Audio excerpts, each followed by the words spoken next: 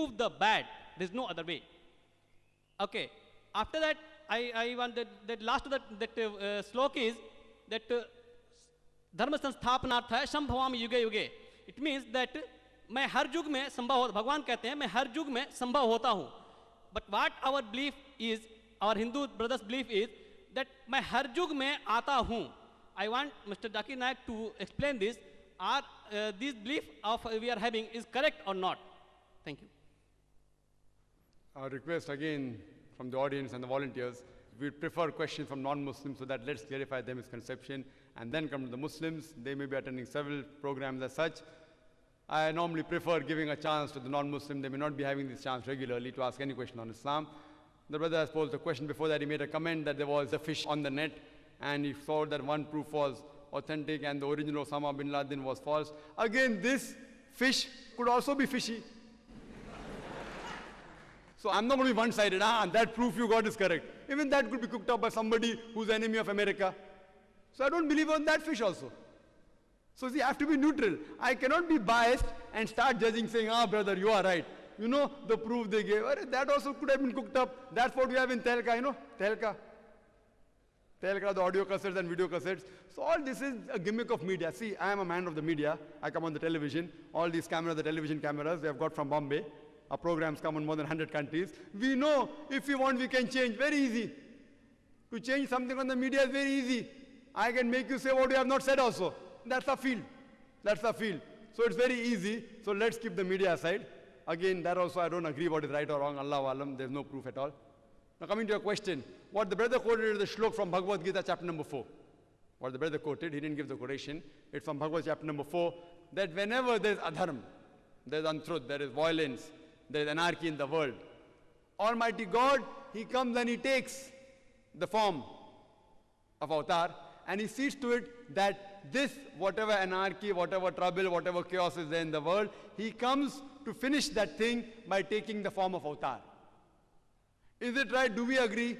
The difference what we say as Muslims, what we Muslims say, that Almighty God, He sends His messenger.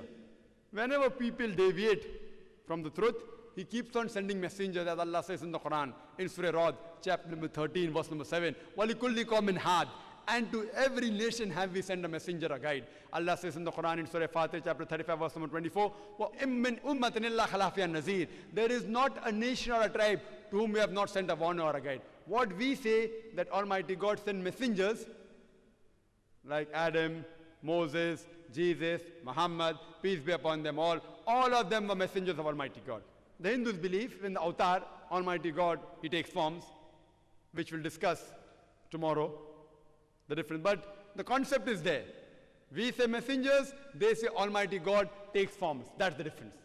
The difference is they say Almighty God comes down Himself in taking form, which we disagree, which Christianity disagrees, Islam disagrees.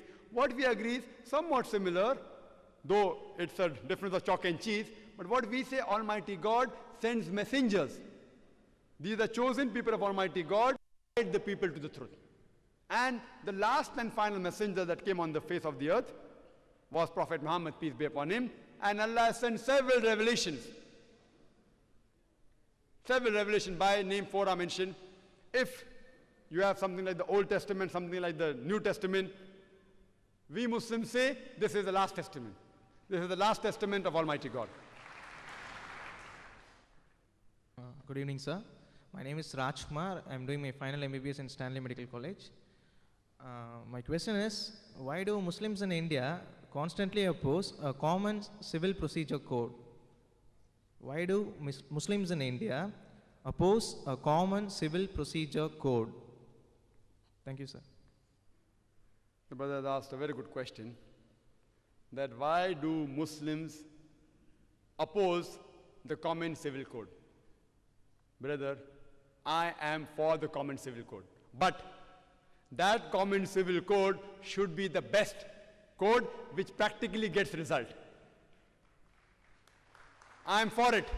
Even if the full Muslims of India are against it, I, Dr. Zakir Naik, is for it, and I would debate. I would be on the platform to discuss logically which is the best code, which is the best law. And you find this. that the law which is the most practical law, you implement that. I would advocate that let India have a common civil code. Common criminal code also. Why only civil code? Have common civil code, common criminal code, but we should have a dialogue that which is the best code. Like in the morning there was a Hindu lady who asked me that why does Islam allow a man to have more than one wife? I gave the answer. People appreciated it. So if you agree with the answer, you'll have to write a common civil code that man is allowed to have more than one wife. There is no other answer for the surplus number of women in the world.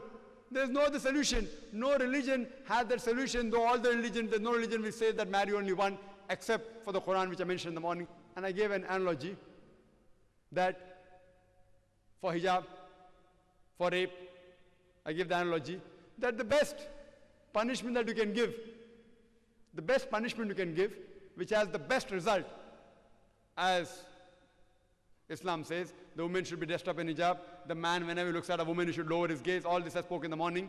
And after that, if any man rapes a woman, he gets capital punishment, there's death penalty. And I gave the stats of America that according to the FBI report in 1990, 1,756 cases of rape took place every day in the year 1990. In 1996, according to the statistics of US Department of Justice, 2,713 cases of rape took place every day in the year 1996. That means every 32 seconds, one rape is taking place. You know, we are here in the past 2 hours. More than 200 rapes have taken place in USA from the time we are here. I say that if you implement the Islamic Sharia, that every man, when he looks at a woman, he should lower his gaze. Every woman should wear the Islamic hijab, complete body covered except the face and hands up to the wrist. After that, if any man rapes, he gets capital punishment. I'm asking you the question, will the rate of rape increase? Will it remain the same or will it decrease? It will decrease the practical law, and this you can see. There was a program on BBC talking about a part of Nigeria which implemented the Islamic Sharia, and they gave the death penalty for rape, and immediately the cases of rape came down. The least rate of rape in any part of the world is in Saudi Arabia. I'm not speaking in favor of Saudi Arabia. There are wrong things also in Saudi Arabia. But what is right we have to appreciate. What is right we have to appreciate. And I congratulate L.K. Advani. I remember a couple of years back, in the 1999, in the month of October, he gave a statement, being the Home Minister, that death rap should be given to the rapist. And I congratulate him. He's coming closer to Islam. Maybe the next Home Minister will say that all the women should wear hijab. Hello, Assalamu alaikum. My name is Yashar Payami. I'm from Iran, really. And I want to know exactly is that you must have read Salman Rushdie's Satanic Verses. And as a Muslim, nobody would have liked that book. So what do you think Imam Khomeini did was, what he did was correct, asking for the people for fatwa? That was my main point. What Imam Khomeini had told about the fatwa against Salman Rushdie, was it correct or what? Whether the question that what Imam Khomeini said regarding the fatwa of Salman Rushdie, is it right or wrong?